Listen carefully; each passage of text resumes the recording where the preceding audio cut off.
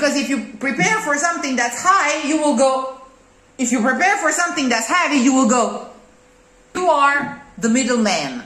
Being the middleman means that you have to care about what you're listening to, like an interpreter would. You need to understand that whereas if you're a linguistic interpreter, the difficulty would be in the comprehension of the verbal meaning of what is said that you would be delivering bit by bit to the audience.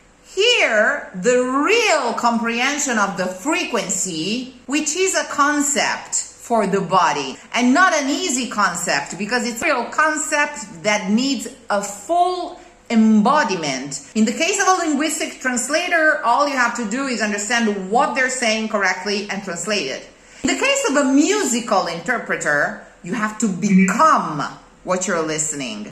It's even more difficult here to keep the focus, because if someone was actually speaking in your headphones and saying something constantly new and specific in a certain matter, be it politics or science, I don't know, your level of attention would be maximum in order to translate exactly.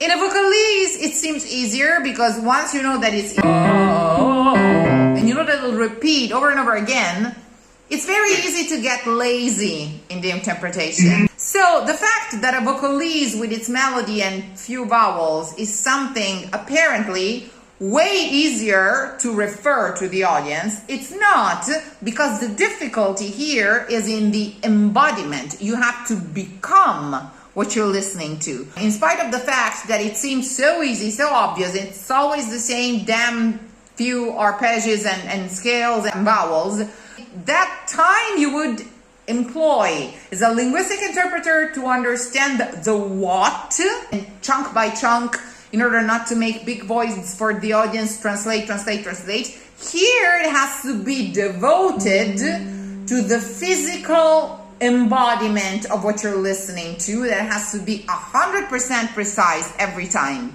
The highest listening quality you can achieve, remembering that you are the middleman, the interpreter, amidst a speaking, singing entity and the people who are listening to you. You are the middleman.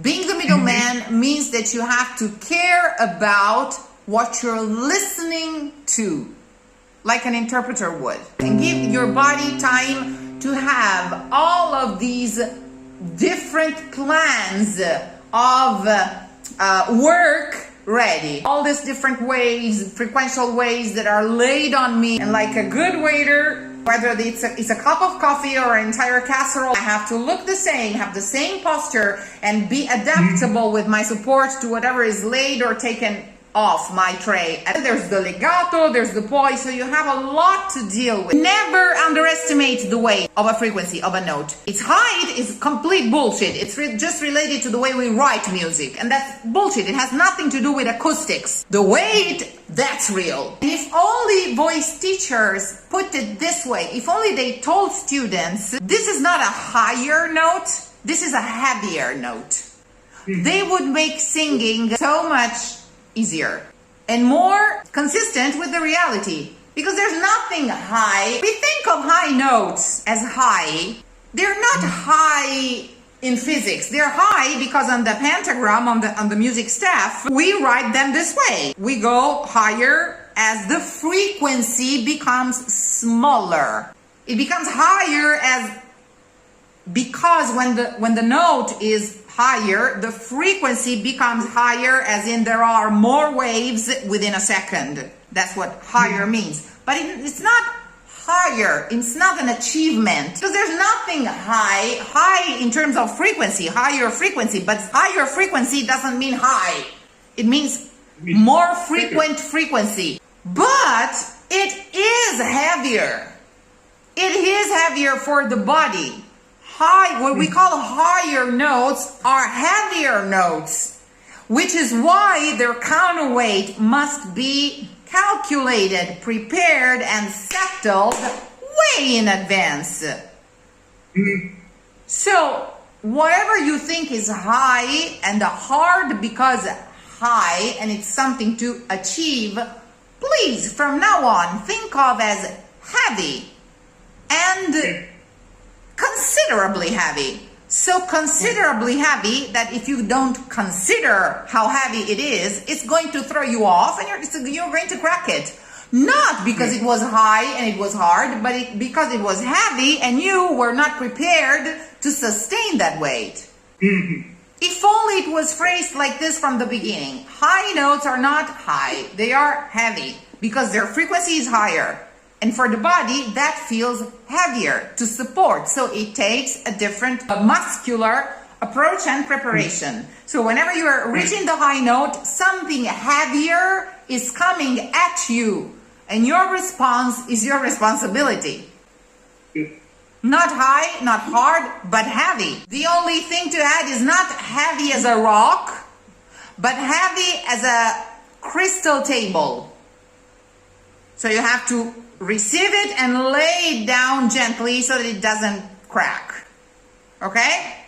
So resisting the weight, but gently in order not to do anything abrupt that will damage the object. It's heavy, damn heavy, but really delicate. Not high and hard and to achieve, but heavy, to counterweight, to resist, and to handle delicately. Because in spite of it being so heavy, it's not resistant. Okay? You must be resistant. Keep the resistance till the end. I mean, it's heavy, but you can do it. And the posture, when you're handling something heavy, is of great help. Because the worse the posture, the more you will drop the weight on the wrong parts of your body. It works just like as lifting a box. Yeah, this is a high C, and it doesn't sound like science fiction. It would take work for a 20-year-old as well. How do you feel? Heavier, but it feels easier. Of course. Even though it's heavy. Of course, because you know what is the actual difficulty of what you're doing. The actual difficulty is that it's heavier. So if you know that something is not high, but heavy, you prepare in a very different way. Because if you prepare for something that's high, you will go... If you prepare for something that's heavy, you will go... You see what I'm saying, right? So now you're preparing for the right kind of difficulty, which is something that is heavy, and you have to counterweight. Okay? One more time. Keep steady in your mouth, keep steady the vowel, keep the status quo, because it's a delicate operation. Because you're handling something very heavy, it's a delicate operation. You don't want to get hurt, and you don't want the object to get hurt.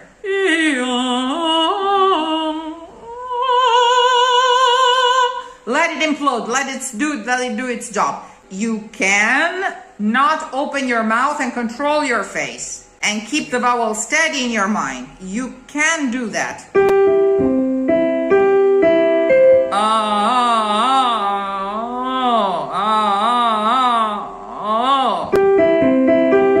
No need to go.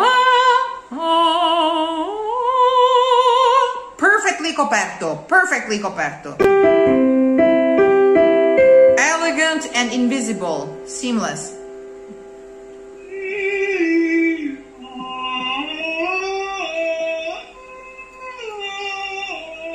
Thank you. These were many good, correct high C's. Many of them. Okay? This last one was my favorite. It was the most elegant, the more coperto. It had a phrasing, and it was really easy indeed. Heavy.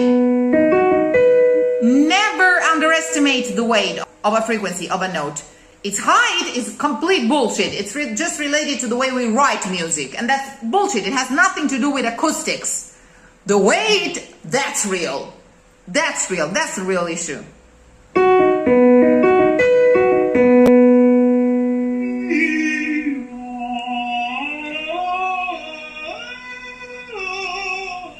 Oh, thank God. This is why they have such legato lines, the drammatico, because they're freaking heavy voices. You cannot move around heavy stuff that way. It's like pushing a wardrobe made of solid wood. You have to be extremely resistant and delicate. Pavarotti was teaching somebody, and he was doing this with his with this, and he was like maintaining Yeah. something here Yeah. and keeping it the same. Yeah. And I never knew what that meant. You know, all I knew that it created some kind of line. Mm-hmm. And I think that's one of the things that we work on today, that I'm learning from today, is that I'm trying to move around, I'm distracted. Of course. And that's trying to get away from the tension that I probably need and putting the tension in the wrong place. Of course. So every time I would not to be too muscular or anything like that, but it feels like the part of the arpeggio. It feels like, yes, you're gently.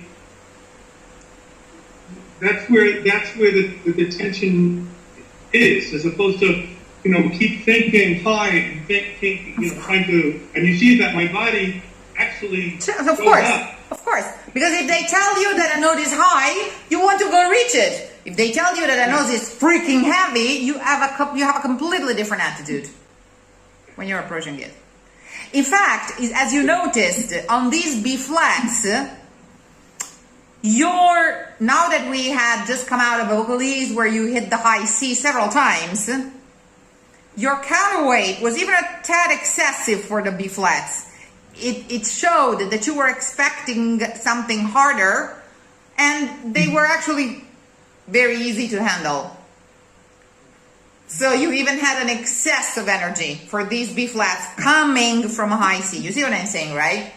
They were unexpectedly easy, I think, for you. At last, that's what it showed. What would you like to sing?